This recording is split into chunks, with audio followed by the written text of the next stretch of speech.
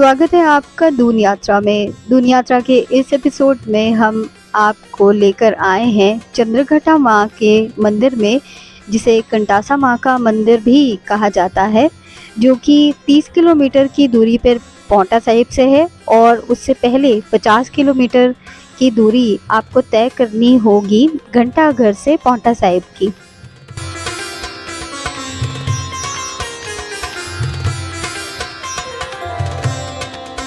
पांवटा साहिब के main market से जब आप लोग निकलते हैं तो लगभग 600 मीटर की दूरी के बाद एक दोराया पड़ता है, जो कि नाहन का रास्ता आपको लेना है और वहां से सीधा 30 किलोमीटर की दूरी पे, जो कि गूगल मैप में आप बहुत आसानी से देख सकते हैं, और कहीं भी दाएं बाएं मुड़ने के लिए उसमें नहीं है।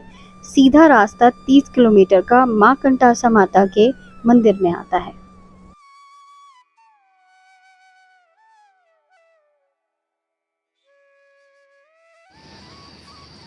मंदिर में हम लोग जब पहुँचे हैं तो ऐतिहासिक इसके देखने से ही लग रहा है ये कि बहुत पुराना मंदिर है। आसपास का जो एरिया है वो जंगलात का एरिया है। ज़्यादातर यहाँ पर दूर दूर तक सिर्फ़ और सिर्फ प्राकृतिक सौंदर्य है, शांति है, और जैसे अनवांटेड चीज़ें होती हैं कुछ, वो आसपास ऐसा कुछ भी नहीं है। बहुत ही पवित्र और इतना शुद्ध वातावरण, बहुत बढ़िया लगता है आपको जब आप यहाँ आते हैं। जब अभी मैंने एंटर किया है यहाँ पे तो एक अलग सी शांति है यहाँ। जैसे आप लोग देख रहे हैं स्क्रीन पे, यहाँ पर अगर आप भंडारा करवाना चाहें और किसी तरह का कोई और उत्सव में पार्टिसिपेट करना चाहें तो वो बड़ी आसानी से कर सकते हैं।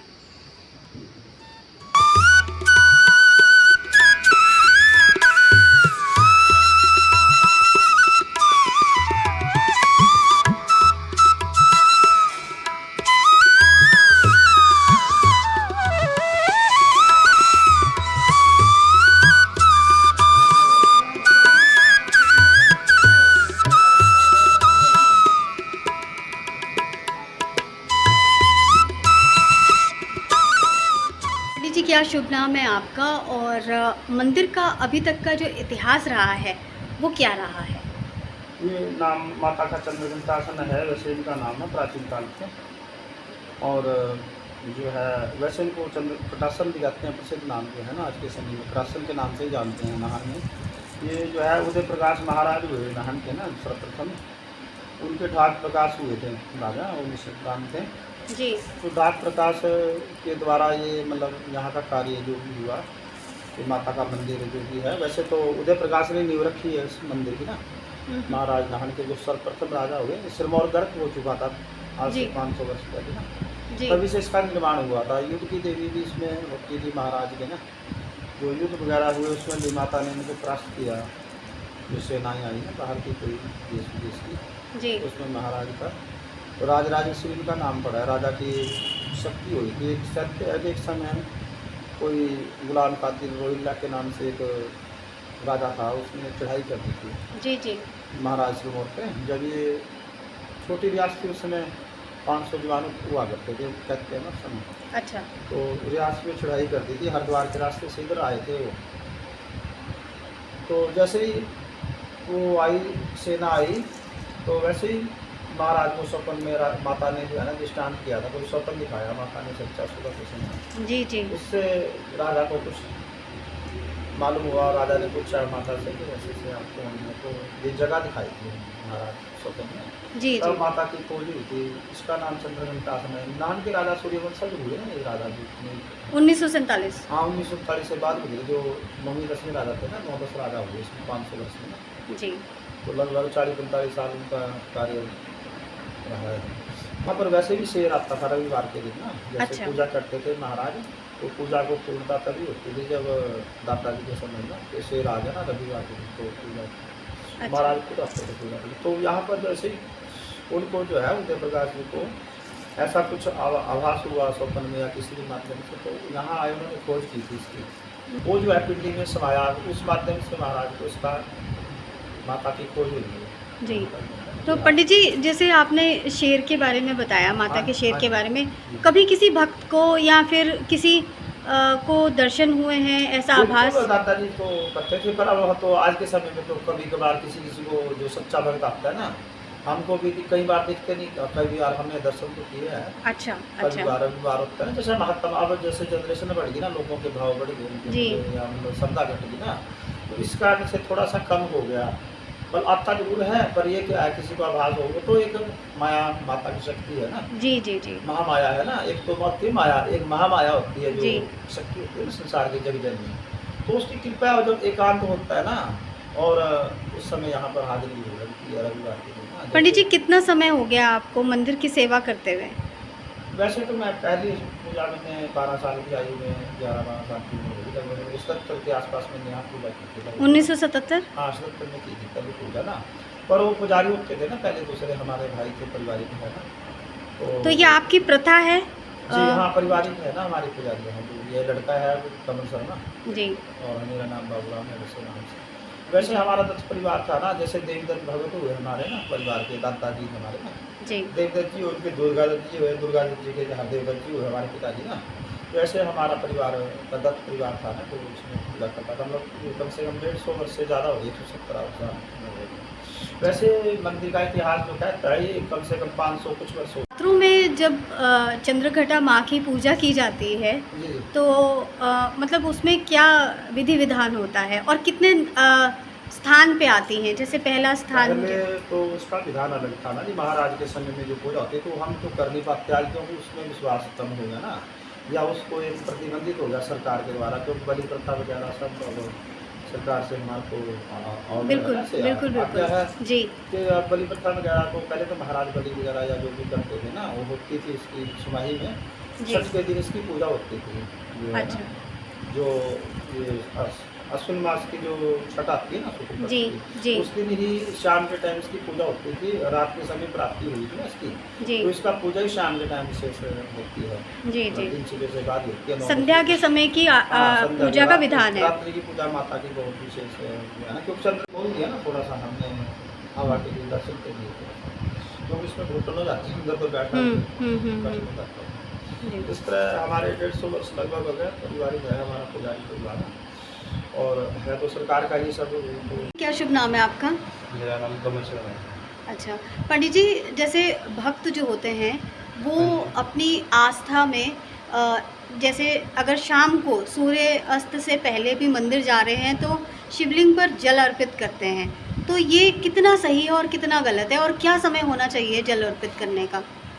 इसमें ऐसा है ना, जो शाम का समय है ना, इसमें जल नहीं चढ़ाया जाता। जी, जो शिवलिंग है ना, इसमें प्रथम पहर में ही जल चढ़ाया जाता है, जी, जो कि सुबह सूर्योदय से लेकर जो कि 4 से 5 घंटे का होता है ना, जी, पहला पहर, उसी में ही जल चढ़ाया जाता है। उसके बाद श्रृंगार हो जाता है शिवलिंग का ना, जी, तो उस पर जल वगैरह नहीं चढ़ाया जाता। उसके बाद आप प्रसाद वगैरह चढ़ा सकते हैं। जी।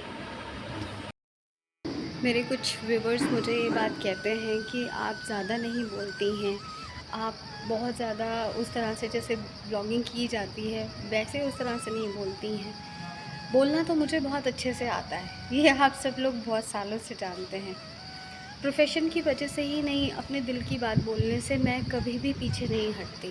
और अगर इन्वायरमेंट की बात हो, धर्म और संस्कृति की बात हो, तब तो मैं और ज़्यादा किसी भी चीज़ में रुकती नहीं हूँ। मैं अपने मन की बात ज़रूर कहती हूँ, लेकिन जब धर्म की बात होती है तो आपको एक एक शब्द संभाल के बोलना पड़ता है।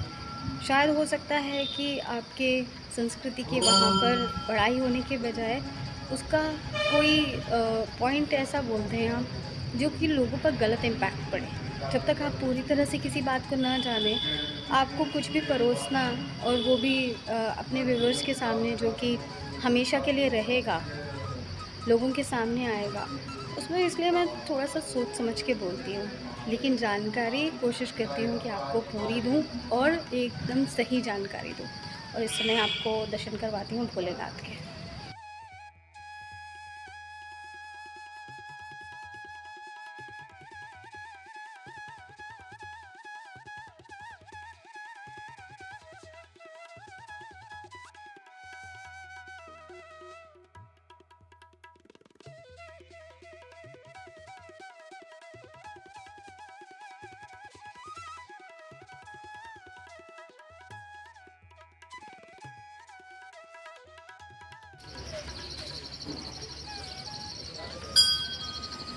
पंडित जी मंदिर का इतिहास बताया और बताया कि किस तरह से भक्त यहाँ जुड़े हुए हैं,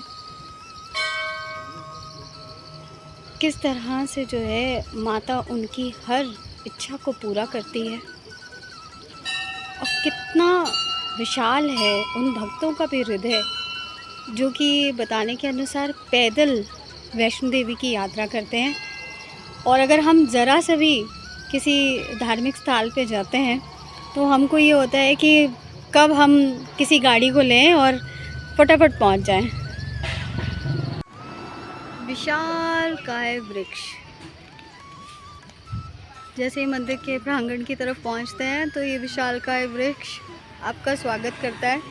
देखिए बैठने के लिए मंदिर की ओर से बनी हुई हैं यहाँ पर चेयर्स, और ये भी देखिए कि कितना अट्रैक्टिव है ये। हमारे देहरादून उत्तराखंड में एक भी किसी जगह पे नहीं है ये, देख रहे हैं आप रुकते हैं और चाय पानी की अगर व्यवस्था आपको चाहिए तो वो भी आसानी से आपको यहाँ मिल जाएगी। और वेदर तो यहाँ पे आउटस्टैंडिंग रहता ही है क्योंकि चारों तरफ वन है। किसी भी मंदिर में जब आप जाते हैं ना तो आपको वहाँ की एक अलग वाइब्रेशन मिलती है। यहाँ की जो वाइब्रेशन है वो इतना ज़्यादा आपको शांति प्रदान करने वाली है, इतना सुकून पहुँचाने वाली है कि पूछिए ही नहीं। और दूसरी सबसे अच्छी बात मुझे ये लगती है कि जहाँ पे मंदिर होता है वहाँ पे शुद्धता होनी चाहिए, साफ़ सफाई होनी चाहिए, वो यहाँ पे आपको भरपूर मिलेगी। और आसपास का जो फॉरेस्ट एरिया है, जो आगे सामने नदी का एरिया भी है यहाँ पर, और वहाँ पे भी पूरे आपको ट्रीज़ ही ट्रीज़ नज़र आते हैं। और हम लोग तो हमेशा ही कहते हैं कि environment is very important for us. हम निकल चुके हैं इस समय देहरादून के लिए, और कंटासा माता के इस मंदिर के दर्शनों के बाद जल्द अगले ही एपिसोड में होगी मुलाकात। और तब तक के लिए देखते रहिए दून यात्रा, लेकिन उसके साथ ही धर्म से जुड़े रहिए, शास्त्र से जुड़े रहिए, आस्था से जुड़े रहिए, देखते रहिए दून यात्रा।